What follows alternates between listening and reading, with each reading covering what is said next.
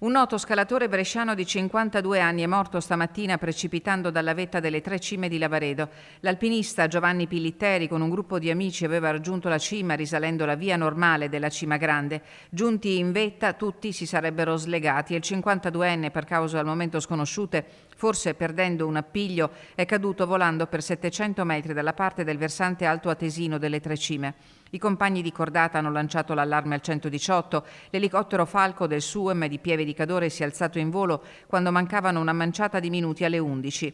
Il corpo dell'alpinista è stato recuperato alla base della parete, ricomposto e consegnato con un rendezvous al carro funebre per il trasferimento alla camera mortuaria.